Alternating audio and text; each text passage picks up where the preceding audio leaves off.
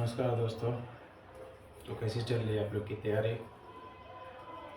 Exam बहुत नज़दीक आ चुका है। बढ़िया से तैयारी कीजिए ताकि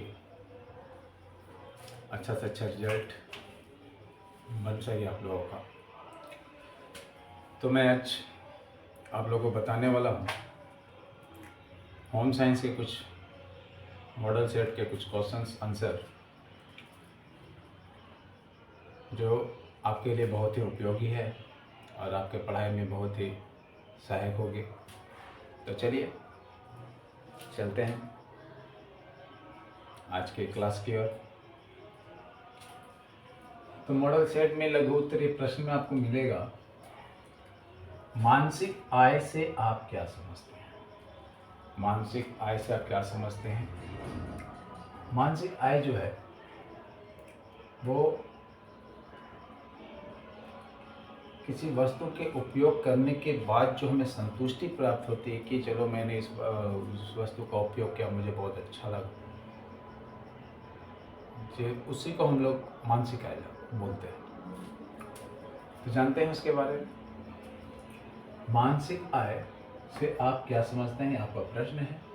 आंसर में लिखेंगे, मानसिक आय मुद्रा द्वारा खरीदी गई किसी वस्तु के उपयोग से, मुद्रा द्वारा खरीदी गई किसी वस्तु के उपयोग से जो संतुष्टि प्राप्त होती है उसे मानसिक आय कहा जाता है।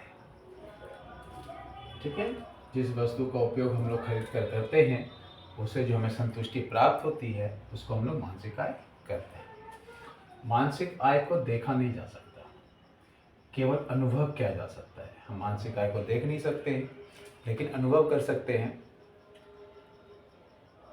प्रोफेसर निकल व डार्सिक के अनुसार, ये दोनों प्रोफेसर का नाम है, उन्होंने अपना मत दिया है मानसिक आय के बारे में कि मानसिक आय वह आय है जो हमारे दैनिक अनुभवों, धन के उपयोग व वास्तविक आय से प्राप्त होता है। व्यक्ति को मानसिक आय में वृद्धि के लिए किसी वस्तु पर सोच समझकर व्यय करना चाहिए।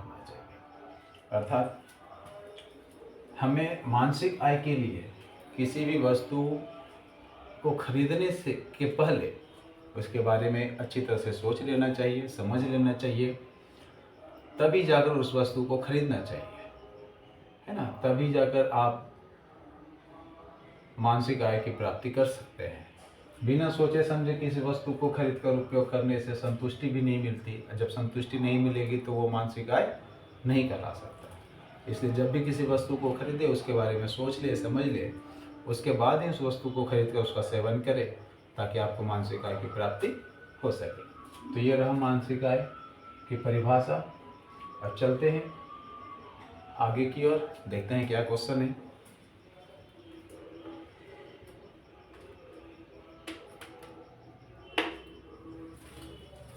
पहले तो दूसरे क्वेश्चन की ओर हम आगे बढ़ते हैं। दूसरा क्वेश्चन है,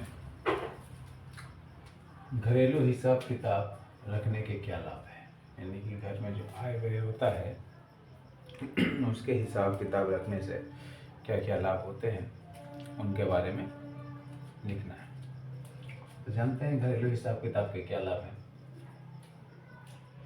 घरेलू हिसाब किताब के माध्यम से बाजार वस्तुओं के मूल्य की जानकारी होती है, जिससे वस्तु की सही कीमत के अनुसार व्यय होता है।